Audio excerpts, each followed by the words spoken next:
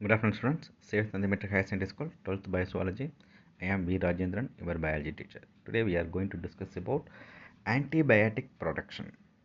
உயிர் எதிர்ப்பொருள் உற்பத்தி. ஆன்டிபயோட்டிக்ஸ்.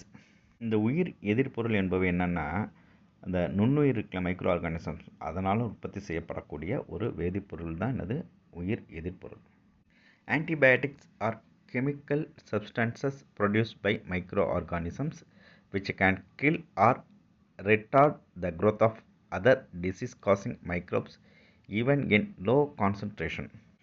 ஏற்கனவே சொன்ன மாதிரி தான் உயிர் எதிர்ப்பொருள் என்பவை நுண்ணுயிர்களால் உற்பத்தி செய்யப்படும் வேதிப்பொருள் ஆகும். இது குறைந்த செறிவில் குறைந்த அளவில் எடுத்துக்கிட்டு நோயை உண்டாக்கும் பிற நுண்ணுயிர்களின் வளர்ச்சியை தடுக்கவோ அல்லது கொல்லவோ செய்யும்.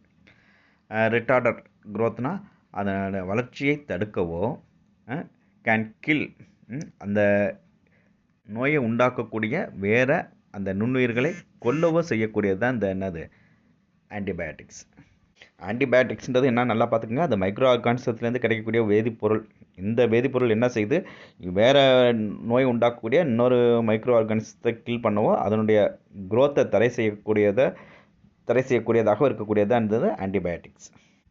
Antibiotic means against life. இந்த உயிர் எதிர்ப்பொருள் என்பது ஆன்டிபயோட்டிக்ஸ் என்பது உயிருக்கு எதிரானவை என பொருள்படும்.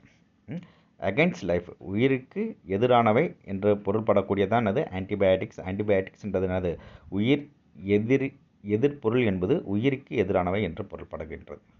Antibiotics are used to treat diseases such as plague, meningitis, diphtheria, syphilis, leprosy, tuberculosis etcetera.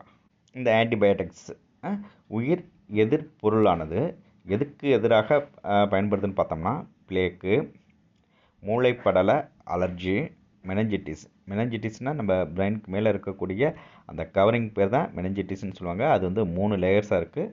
அதில் ஏதாவது ஒரு அலர்ஜி ஏற்பட்டாலோ அதை சரி செய்கிறதுக்கு இது யூஸ் ஆகுது.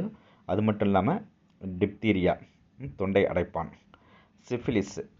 சிஃபிலிஸ்ன்றது கிரந்திம்பாங்க. அடுத்தது லெப்ரசி தொழுநோய், டியூபர்குலோசிஸ் காசநோய். இவற்றுக்கெல்லாம் இந்த ஆன்டிபயோட்டிக்ஸு சிறந்த மருந்தாக இருக்குது.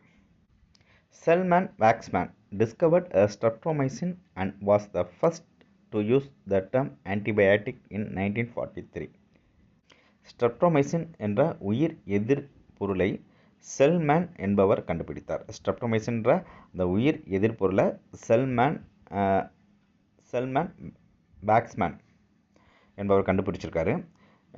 It was the first to use the term antibiotic in 1943. அது மட்டுமின்றி 1943ஆம் ஆண்டில் உயிர் எதிர்ப்பொருள் என்ற சொல்லையும் முதலில் அவர் பயன்படுத்தினார். யார்? செல்மேன் வாக்ஸ்மேன் தான் என்னது ஸ்ட்ரெப்டோமைசின்ஸ் என்ற உயிர் எதிர்ப்பொருளை கண்டுபிடிச்சார். அது மட்டும் இல்லாமல் ஆன்டிபயோட்டிக் என்ற உயிர் எதிர்ப்பொருள் என்ற சொல்லையும் 1943 இவர் தான் முதல்ல அறிமுகப்படுத்தினார், அல்லது இவர் தான் அந்த முதல்ல அந்த சொல்லை பயன்படுத்தியிருக்கார்.